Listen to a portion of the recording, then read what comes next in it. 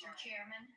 Thank you, General Barr, for being here. We're now in the approach phase. Everything looking good. Control out. Control is good. Five. Count one. Three. Two. One.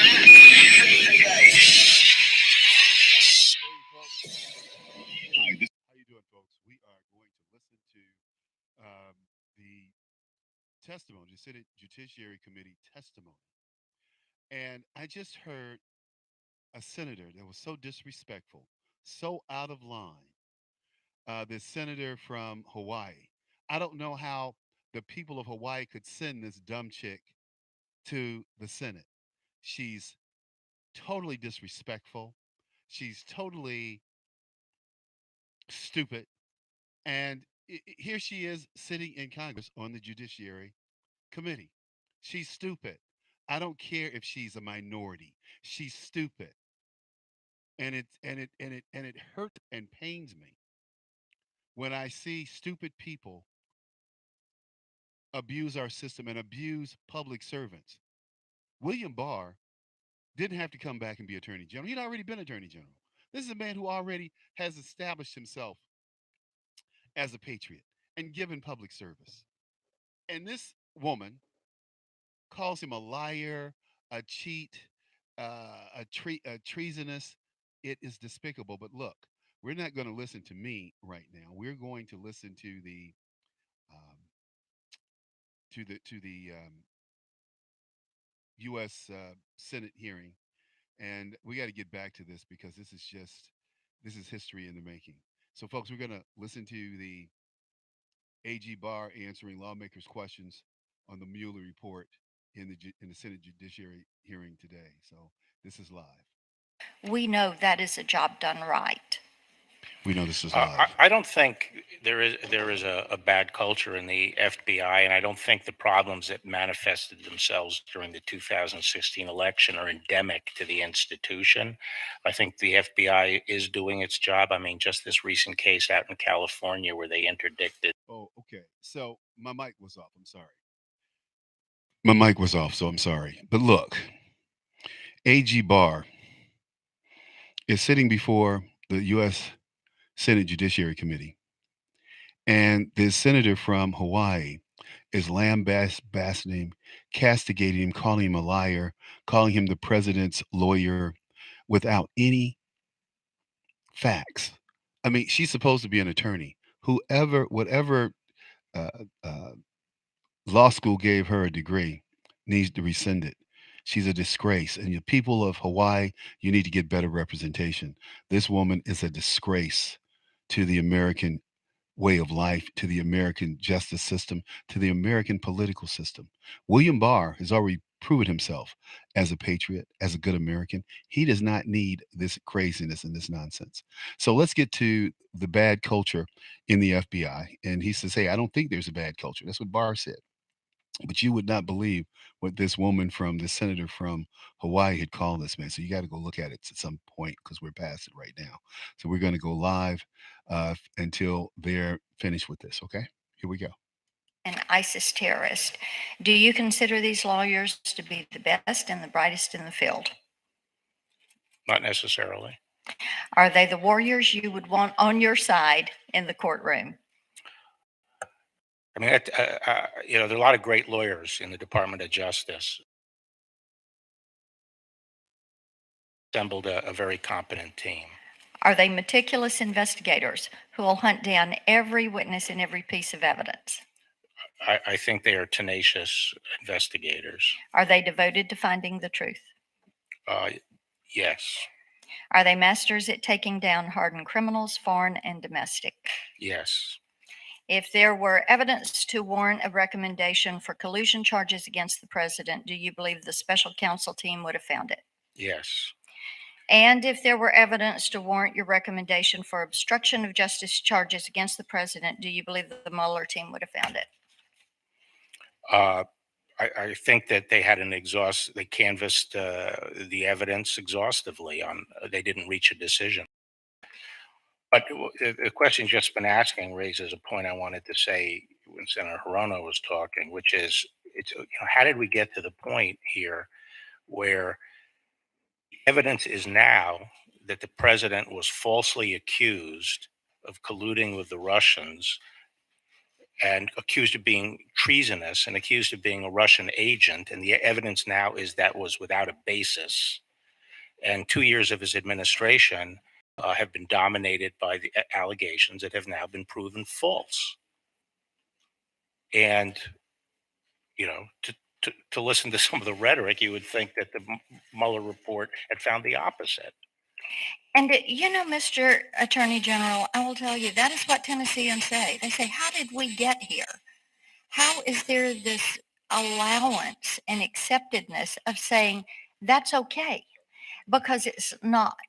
And people want to see government held accountable. They want agencies to act with accountability to the American people. And they don't want to ever see this happen again. It doesn't matter if a candidate is a Democrat, a Republican, or an independent. They never want to see this happen again because they know that this was pointed at using the power that they had to try to tilt an election or to achieve a different outcome. And the American people want equal justice, they want respect for the rule of law, and they want fairness from the system. I have one other question dealing with social media. Tennessee Republican Party had a 10_GOP account that was set up by the Russians. And, either, I think as we look at social media, either they were willing to turn a blind eye and allow these accounts to go up because they knew they were being paid in rubles on some of these accounts, and or there was just negligence. So my hope is that with all the bad actor states, whether it is Russia or Iran or North Korea or China, that you all have a game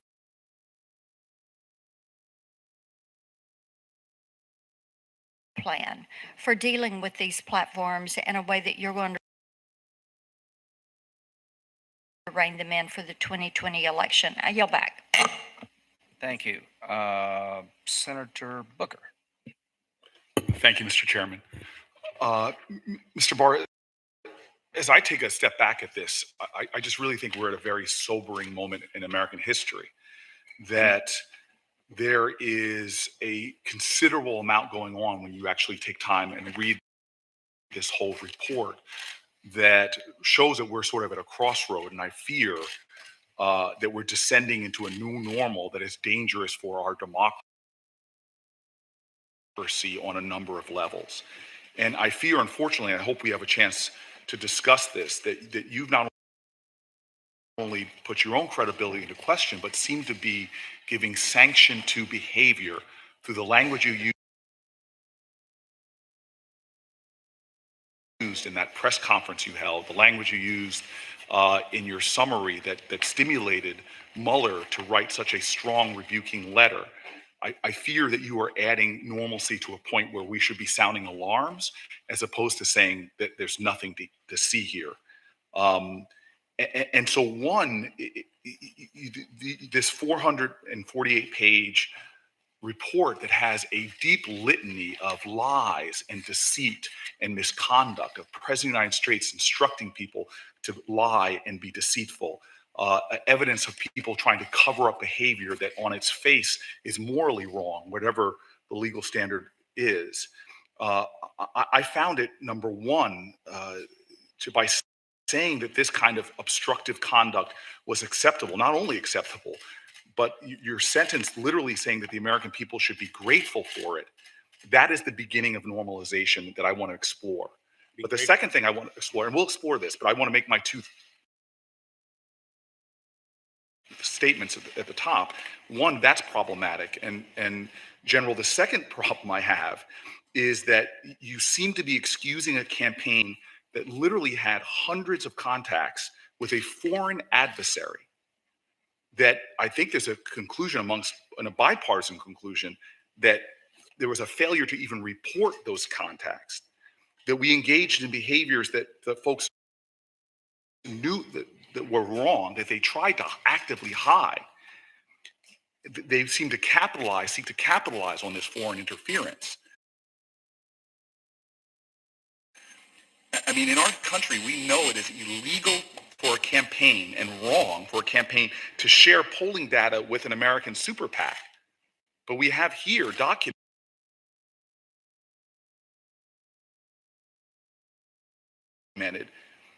a level of coordination with a foreign adversary sharing polling data. And we seem to be, and your conduct seems to be trying to normalize that behavior. And that's why I think we are in such a serious moment that is eroding the cultures of this democracy and the security of this democracy. And so let's just get into some of this specifically. You said, quote, "We know that the Russian operatives who perpetrated these schemes did not have the cooperation of President Trump or the Trump campaign. That is something that all Americans can and should be grateful to have confirmed."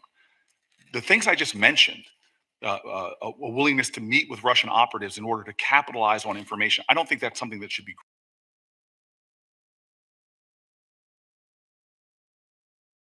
grateful.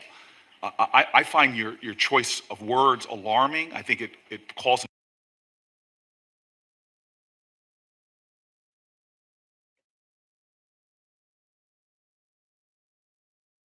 into question your objectivity when you look at the actual context of the report.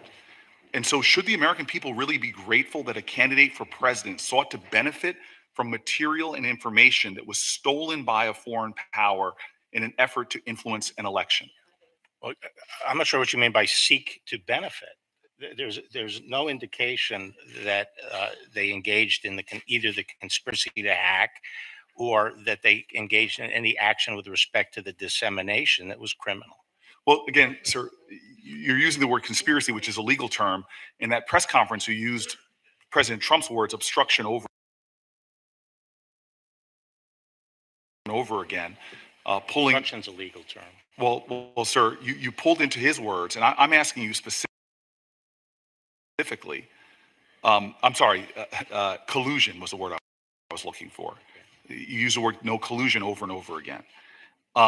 And you said the American people should be grateful that the president sought to benefit from material and information. But you know they did seek to benefit from that material. Donald Trump Jr. in his own email seemed to celebrate that he might have access to information from a foreign adversary.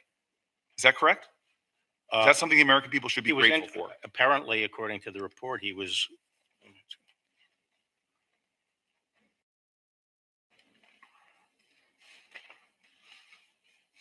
Yeah.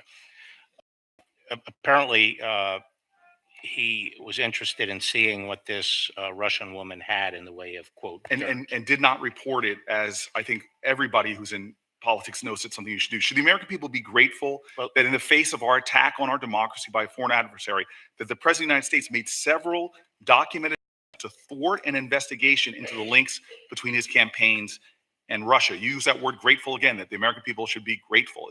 Is that something we should be grateful for? I'm not sure what you're talking about. Sir, I'm talking about the attempts that this president made, that Mueller pointed to at least 10 attempts to thwart an investigation into the links between his campaign and Russia. Should we be grateful for those 10 well-documented attempts by Mueller? Are you talking about the obstruction part of the report? I'm talking about the second volume.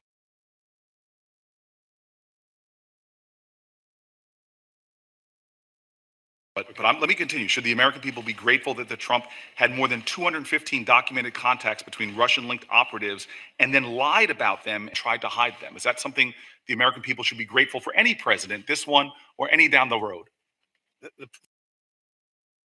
As I mentioned earlier, during a campaign, foreign governments make and foreign citizens frequently make a lot of attempts to contact different campaigns. If we were right now to go and look at Hillary Clinton's campaign during the same time frame, then you would see a lot of foreign government Sir, like Chinese trying to establish. And that's, I guess, what I'm trying to say to you, sir, is that we right now have a new normal in our country. We have a document that shows over 200 connections between a presidential campaign and a foreign adversary, sharing information that would be illegal if you did it with a super PAC. We know that, but What sharing information was shared? polling data was shared, sir. It's in the report. I can cite you the With page. who? And I guess my point is that your willingness to seem to brush over this and use words like the American people should be grateful with what's in this report. Nobody should be grateful. Concerted efforts for deception, for misleading, inappropriate action after inappropriate action that is clear. And then on top of that, at a time that we all recognize that we had a foreign power trying to undermine our election, you, the chief law enforcement officer, not only undermines your own credibility as an independent actor when there's ongoing investigation still, using the word president's own words, having it criticized by the Mueller himself. But the challenge we now have is that we are going into an area where you seem to not even be willing to be in the least bit critical in your summarizations. I believe that calls in your credibility. And again, my time is up. Senator Tillis. Thank you, Mr. Chairman. General Barr, thank you for being here. In the last sentence on page 1 of your 4-page memo, it states that the special counsel issued more than 2,800 subpoenas, executed nearly 500 search warrants, obtained more than 230 orders for communication records, issued almost 50 orders authorizing the use of pen registers, made 13 requests of foreign governments for evidence, and interviewed approximately 500 people. That seems like a pretty extensive investigation to me. Took about 22 months, right? Right. And it was summarized in about a little over 400-page document. Volume 2 was just under 200 pages, as I recall. I've read Volume 2 word for word, and I've read most of Volume 1. The new normal that seems to be created here is even after all of this investigation and you haven't found any conduct worthy of indictment, that you can just bounce back for political reasons and indict somebody. That's a rhetorical statement or question, not a statement. Now I want to go back to the other part that I find interesting here. The New York Times already issued a headline that says, Mueller pushed in letter for Barr to release the report's summary. So now the narrative, because I've had a lot of people in the press coming out, and the narrative is, well, doesn't this undermine the attorney general because Mueller wanted the executive summaries issued? Now I want to go back to what you said in your opening statement. You said that, I believe, using your words, the body politic was unrestful. You'd gotten the report. You didn't get the 6E information. You had to do the redacting. You knew that was going to take time. It would have been helpful if you'd gotten that when the report was transmitted to you, and it took however long it took. You issued the summary. You used the analogy of announcing the verdict and waiting for the transcript. Mm-hmm. Did you ever at any point say, you know, what I really want to do is issue this letter and then let the news media play with it for 3 or 4 weeks and then we'll get the redacted version out? Did that ever cross your mind? No, we were pushing to get it done as soon as possible. To get the report out as soon as possible. And at any point in time when the president had the opportunity to issue their own advice on redactions or assert executive privilege over the course of the weeks that you were doing the review of the report, did you ever get advice from the president or from anybody in the White House to assert executive privilege or to redact any portion of the document? No. None. And so the narrative between the letter and the election process was, we're going to get a report that's 80% redacted. Now, would you give me the numbers again on the version that's available to the leadership of Congress? The numbers again? And I think you said 1/10 of 1%. We're skipping over volume 1 and we're 2. Yes, Did I hear you say that the legislative leaders have access to all but 1/10 of 1% of the entire report? Approximately, right. Yes. So, guys, you can go out and spin this any way you want to, but the data is there. There was no underlying crime and there was insufficient evidence to indict the president on obstruction of justice. You said something else that's interesting me in the report about that we found no evidence that was sufficient to indict. But then they went on to say, nor can we exonerate them. What is a special counsel in the business of exonerating a subject of an investigation? They're not. They're not. So why would somebody put something like that in the report? I don't know. And so it would follow, if that's uncommon, that you would not have actually included that in a summary before the full context of the report could be produced. Is that a fair statement? That's a fair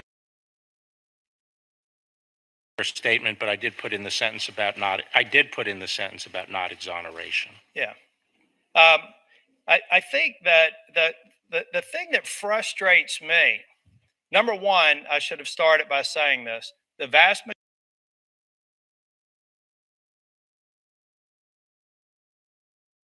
majority of people in the Department of Justice and the FBI are extraordinary people. The chairman is right. Starting with Strzok and Page and everybody else leading up before the investigation, I hope they're being investigated. I have a question for you. The scope of the OIG. Do you understand, or do you know what the scope of that report will be? Will it be purely on this investigation, or would it extend to all other acts that may have in some way influenced this investigation? Well, I don't want to be too specific. I talked to Mike Horowitz a few weeks ago about it, and it's focused on the FISA, the basis for the FISA and the handling of the FISA applications.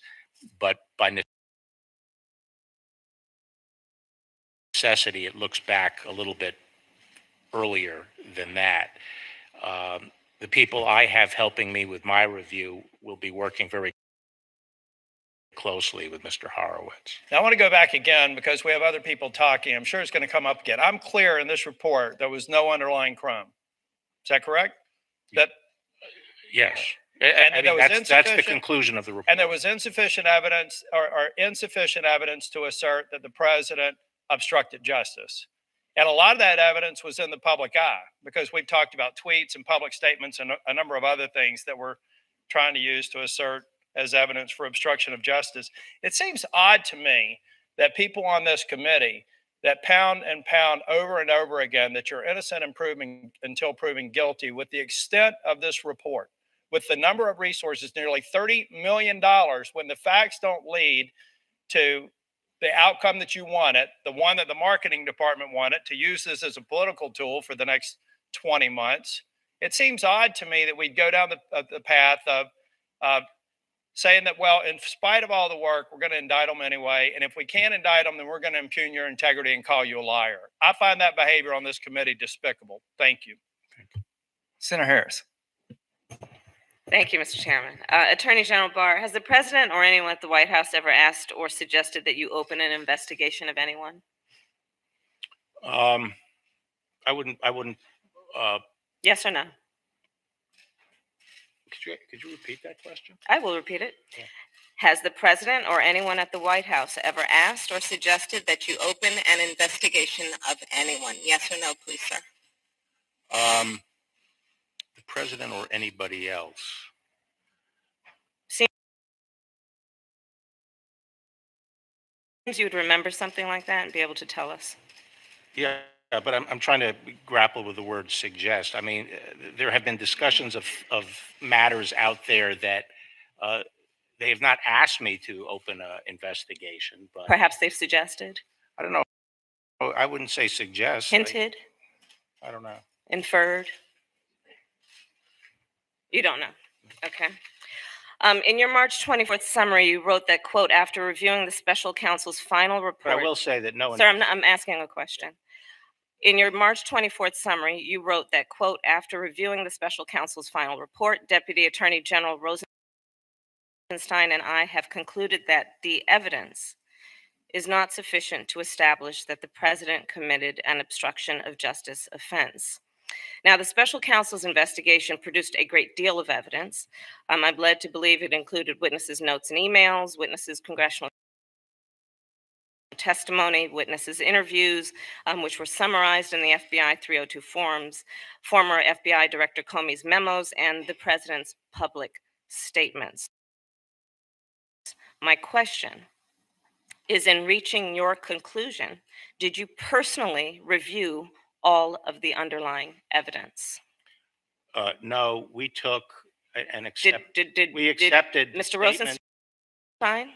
No, we accepted the statements in the report as the factual record. We did not go underneath it to see whether or not they were accurate. We accepted it as accurate and made our. So you accepted the report as the evidence? Yes.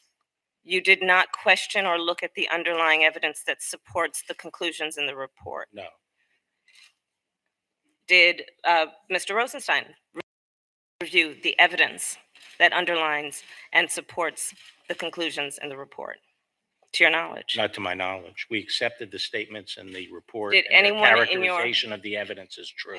Did anyone in your executive office review the evidence supporting the report? No. No. Yet you represented to the American public that the evidence was not, quote, sufficient to support an obstruction of justice offense. The evidence presented in the report. This is not a mysterious process. In the Department of Justice, we have pros memos and declination memos every day coming up. And we don't go and look at the underlying evidence. Sir, would you we support, take the characterization of the evidence as true? as the Attorney General of the United States, you run the United States Department of Justice. If in any U.S. Attorney's office around the country, the head of that office, when being asked to make a critical decision about, in this case, the person who holds the highest office in the land, and whether or not that person committed a crime, would you accept them recommending a charging decision to you if they had not reviewed the evidence? Well, that's a question for Bob Mueller. He's the U.S. attorney. He's the one who presents the report. But it was you who made the charging decision, sir. What- You made the decision not to charge the president. No, in the pros memo and in the declination memo, You said it was your baby. What did you mean by that? it was my baby to decide whether or not to disclose it to the public. And whose decision was it? Who had the power to make the decision about whether or not the evidence was sufficient to make a determination of whether there had been an obstruction of justice? Prosecution memos go up to the supervisor. In this case, it was the attorney general and the deputy attorney general who decide on the final decision. And that is based on the memo as presented by the U.S. Attorney's Office. I think you've made it clear that you've not looked at the evidence. We can move on. I think you've made it clear, sir, that you've not looked at the evidence, and we can move on. Will you agree to consult career DOJ ethics officials about whether your recusal from the 14 investigations that have been discussed by my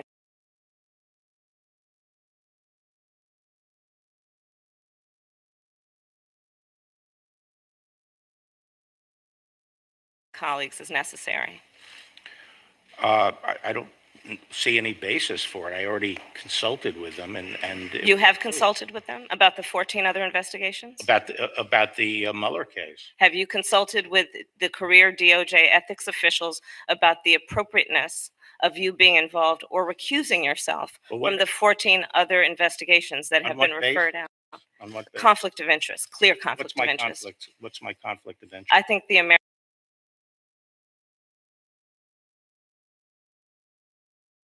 public has seen quite well that you are biased in this situation and you've not been objective, and that would arguably be the conflict of Well, interest. I haven't been the only decision maker here. Now, let's take the Deputy Attorney General, Rod Rosenstein, who was approved by this Senate 94-6 with specific discussion on the floor that he would be responsible for supervising the Russian investigation. I'm glad you brought up that. Okay, That's a and he great has topic. 30 years experience, and we had a number of senior prosecutors in the department involved in this process, both career and non-career. Yes, I've We're read all the agreed on process, the sir. disposition. I have another question. And I'm glad you brought that subject up because I have a question about that. Earlier today, in response to Senator Graham, you said, quote, that you consulted with Rosenstein constantly, unquote, with respect to the special counsel's investigation and report. But Deputy Attorney General Rosenstein is also a key witness in the firing of FBI Director Comey? Did you consult Well, that's with I'm not finished. Yeah. Did you consult with DOJ ethics officials before you enlisted Rod Rosenstein to participate in a charging decision for an investigation, the subject of which he is also a witness? my understanding was that he had been cleared already to participate in it by the. So you had consulted with them and they cleared it? No, I think they cleared it when he took over the investigation. Did you That's my consult? understanding.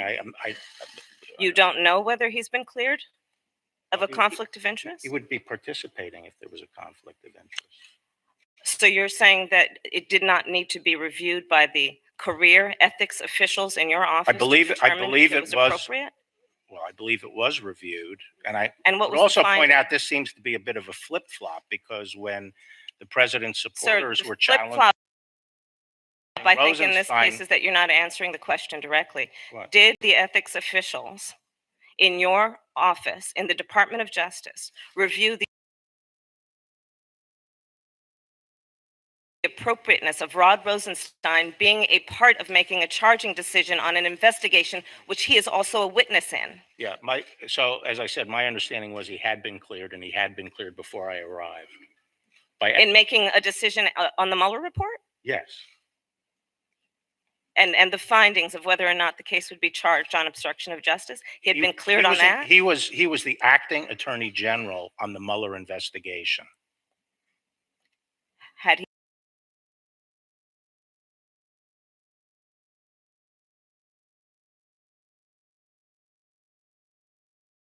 been cleared He had To been. make- I am. by your side, I a am decision informed. I am informed that before I arrived, he had been cleared by the ethics officials, of what?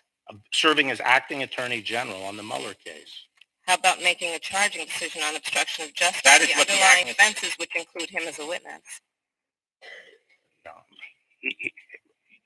that's what the acting attorney general's job is. To be a witness and to make the decision about being a prosecutor? Well, no, but to make charging decisions. I have nothing else. My time is right out. Thank you. Senator, let's see, we got Senator Cruz. I'd like to do short second rounds. I've got to go to another hearing at 2:40. We're going to take 4 votes, but to my colleagues on the other side, I'd like to do a very short second round and wrap it up. Oh, I'm sorry, Senator Crapo. I apologize. All right, thank you. Attorney General Barr, I know you've gone through almost everything that could have been asked so far today, and I'm going to go over a few things that you've already talked about, but I appreciate your willingness to get into it with me. First, I want to talk about the letter of March 27th from Mr. Mueller. First, could you tell me who released that letter to the public?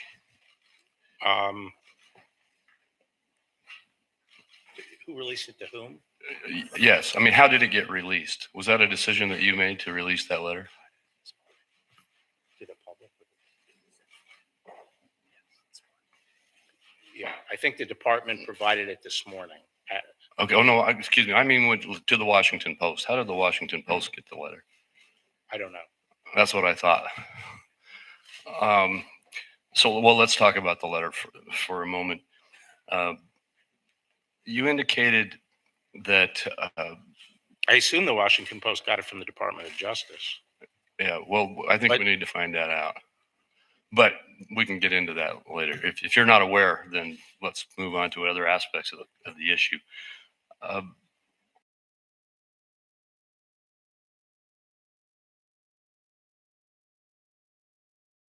You indicated that you did not feel you needed to release as much as Mr. Mueller thought you needed to release at the outset. You gave a summary of the conclusions, and he apparently wanted to see the summaries of each section that he had put together released.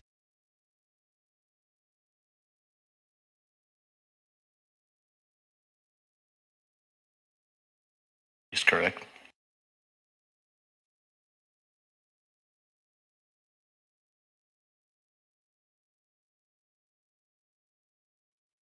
In order to prove whether that affected the work output of those who were biased, I had to ask them whether it impacted it, and they of course said no, and I didn't have other evidence to prove otherwise.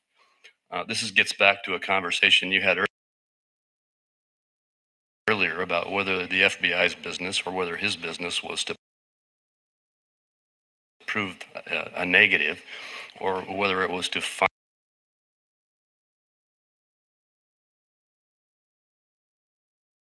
find some actionable conduct.